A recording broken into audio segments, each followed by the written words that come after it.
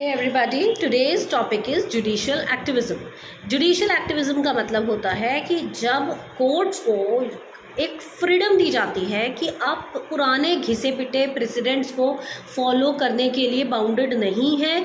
You are free to take your decision according to the situation right now, according to the circumstances, according to your activeness.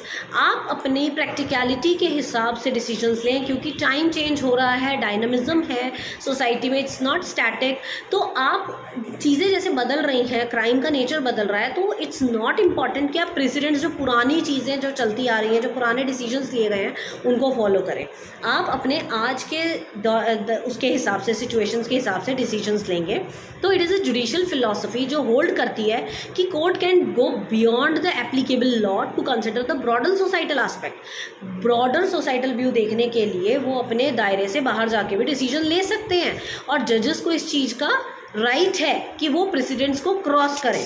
Black law dictionary के according judicial activism एक ऐसी philosophy है जो कि judicial decision को लेने में help करती है, पर्सनल व्यूज़ के हिसाब से, पब्लिक पॉलिसीज़ के हिसाब से, और भी बहुत सारे XYZ फैक्टर्स को देखते हुए। और ये कॉन्सेप्ट ओरिजिनेट हुआ USA में। इसका रोल जो है वो है जुडिशरी को इंश्योर करना, क्योंकि समटाइम्स क्या होता है कि पुराने प्रेसिडेंट्स को हम फॉलो तो करते हैं, बट हमारा ना मन को तसल्ली नहीं होती, हमारे को ऐसा लगता है कि यार ये चीज़ ना न्याय नहीं हुआ यहाँ पर। तो वहाँ पर जुडिशरी को इंश्योर करना, और जुडिशरी एक ऐसी बॉडी है जिसका 100% सेटिस्फाइड होना बहुत ज़रूरी है अपने डिसीजन से। तो यहाँ पर जुडिशरी को इंश्योर करना एक बहुत ही इंपॉर्टेंट रोल प्ले करता है आपके फंडामेंटल राइट्स को प्रोटेक्ट करने के लिए, आपके लॉज को प्रोटेक्ट करने के लिए।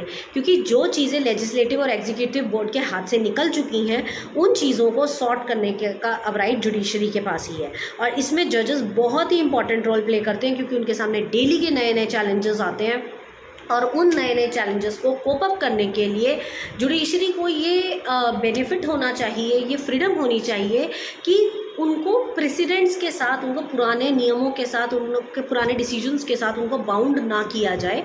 उनको इतनी फ्रीडम हो कि वो अपने अकॉर्डिंग एक्टिवली डिसीजंस ले सकें, बिना किसी ज़ोर ज़बरदस्ती के, बिना किसी बाउंडेशंस के। मैं आपको एक छोटा सा एग्जाम्पल देती हूँ।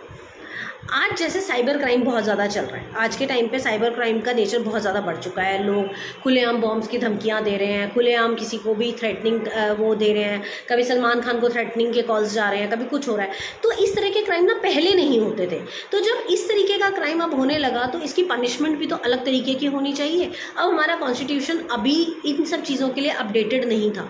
तो आपको जजेस को फ्रीडम देनी चाहिए इस चीज़ की कि आप फ्री हैं, आप करंट सिचुएशन के हिसाब से, आप सर्कमस्टांसेस को देखते हुए अपने हिसाब से आप डिसीजंस ले लें जो कि बिल्कुल सही हो इस क्राइम के हिसाब से। तो this is called judicial activism, and you can correlate PIL and judicial activism, as PIL is a product of judicial activism.